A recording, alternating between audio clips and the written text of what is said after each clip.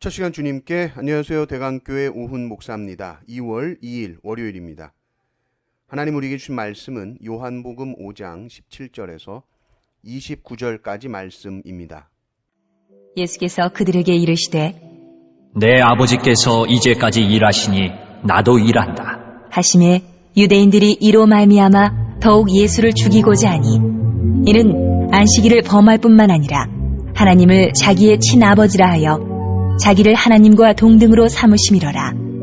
그러므로 예수께서 그들에게 이르시되 내가 진실로 진실로 너희에게 이르노니 아들이 아버지께서 하시는 일을 보지 않고는 아무것도 스스로 할 수 없나니 아버지께서 행하시는 그것을 아들도 그와 같이 행하느니라.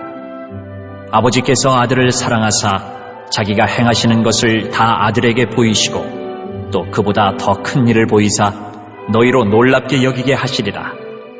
아버지께서 죽은 자들을 일으켜 살리심같이 아들도 자기가 원하는 자들을 살리느니라. 아버지께서 아무도 심판하지 아니하시고 심판을 다 아들에게 맡기셨으니 이는 모든 사람으로 아버지를 공경하는 것 같이 아들을 공경하게 하려 하심이라. 아들을 공경하지 아니하는 자는 그를 보내신 아버지도 공경하지 아니하느니라. 내가 진실로 진실로 너희에게 이르노니 내 말을 듣고 또 나 보내신 이를 믿는 자는 영생을 얻었고 심판에 이르지 아니하나니 사망에서 생명으로 옮겼느니라. 진실로 진실로 너희에게 이르노니 죽은 자들이 하나님의 아들의 음성을 들을 때가 오나니 곧 이때라. 듣는 자는 살아나리라. 아버지께서 자기 속에 생명이 있음같이 아들에게도 생명을 주어 그 속에 있게 하셨고 또 인자됨으로 말미암아 심판하는 권한을 주셨느니라. 이를 놀랍게 여기지 말라. 무덤 속에 있는 자가 다 그의 음성을 들을 때가 오나니 선한 일을 행한 자는 생명의 부활로 악한 일을 행한 자는 심판의 부활로 나오리라. 아멘. 예수님께서 안식일에 베데스다 연못가의 병자를 고치시자 유대인들은 즉각적으로 거세게 항의하며 나섰습니다. 그들이 내세운 이유는 두 가지였죠. 첫째는 안식일법을 위반했다라는 것이고, 둘째는 하나님을 친아버지라 부르며 자기 스스로를 하나님과 동등하게 여겼다라는 겁니다. 한마디로 유대인들은 네가 도대체 누군데 안식일을 범하고 신성모독을 일삼느냐라면서 적대적인 태도를 보인 것이죠. 주님은 이에 대해 뭐라고 대답하실까요? 주님의 대답은 명확합니다. 19절을 보십시오. 그러므로 예수께서 그들에게 이르시되 내가 진실로 진실로 너희에게 이르노니 아들이 아버지께서 하시는 일을 보지 않고는 아무것도 스스로 할 수 없나니 아버지께서 행하시는 그것을 아들도 그와 같이 행하느니라. 내가 왜 이렇게 하는지 말해주지. 아들이 아버지 하는 거 그냥 보고 하는 거야. 내가 스스로 하는 것이 결코 아니야. 아버지가 행하시니까 아버지가 행하는 그 일을 그저 나도 하는 거다. 그러니까 권위라는 것이 다른 데서 나오는 것이 아니라 아버지와 똑같이 행할 때에 아버지의 뜻에서 한치도 벗어나지 않게 그대로 보고 행하시기 때문에 예수님의 권위는 바로 거기서 나오는 것이라는 거죠.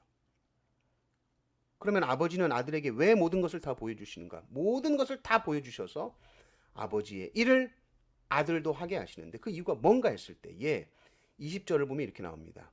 아버지께서 아들을 사랑하사 자기가 행하시는 것을 다 아들에게 보이시고 또 그보다 더 큰 일을 보이사 너희로 놀랍게 여기게 하시리라. 사랑이죠. 아버지가 아들을 사랑해서 아버지가 하는 모든 일을 아들이 다 알고 그보다 더 큰 일을 보이시는데 그게 뭐냐 봤더니 아버지만이 가지고 있는 고유 권한인 생명을 주는 일, 심판하는 일, 이것까지도 아들이 그대로 합니다. 21절, 22절을 보십시오. 아버지께서 죽은 자들을 일으켜 살리심같이 아들도 자기가 원하는 자들을 살리느니라. 아버지께서 아무도 심판하지 아니하시고 심판을 다 아들에게 맡기셨으니 보십시오. 생명을 살리는 일, 심판하는 일, 이 아버지가 하는 일을 아들이 합니다. 그래서 예수님께서 하신 말씀은 이거죠. 내가 내 마음대로 하는 것이 아니라 너희들은 나를 보면서 네가 뭔데 하나님 노릇이냐, 신성모독이냐 이런 말을 하지만 나는 스스로 아무것도 안 하기 때문에 나는 진짜다. 아버지가 아들을 신뢰하셔서 100%다 맡기셨다. 모든 권한을 다 위임하셨다. 그러니 너희들이 정말 하나님을 공경한다면 아들을 공경해야 된다. 그러면서 24절에서 내가 진실로 진실로 너희에게 이르노니 하시면서 무슨 말씀을 하시는가? 나를 믿어야 영생을 얻는다. 이런 말씀하세요. 내 말을 믿는 자는 살고 거부하는 자는 죽는다. 이것은 부활 때 증명될 것이다. 이 말이죠. 29절을 보면 선한 일을 행한 자는 생명의 부활로, 악한 일을 행한 자는 심판의 부활로 나아오리라. 오늘 말씀을 우리가 보면서 무슨 얘기를 하는 겁니까? 하나님 하나님 하면서 정말 하나님을 믿는 사람은 누구를 믿어야 된다는 거죠? 예수님을 보고 예수님을 믿으면 된다는 겁니다. 하나님을 공경한다, 하나님을 공경한다 하는 사람은 예수님을 공경해야 된다는 것이죠. 왜요? 예수님은 하나님의 뜻을 온전히 행하시는 분이기 때문이다. 그리고 우리도 이 말씀 앞에서 예수님의 권위라는 것이 다른 데서 오는 것이 결코 아니구나. 아버지께 100% 맞췄기 때문이구나. 우리의 삶에서 내 뜻을 관철시키는 것이 능력이 아닙니다. 하나님의 뜻에 나를 맞추는 것이 능력입니다. 그것이 참된 권위요, 권세입니다.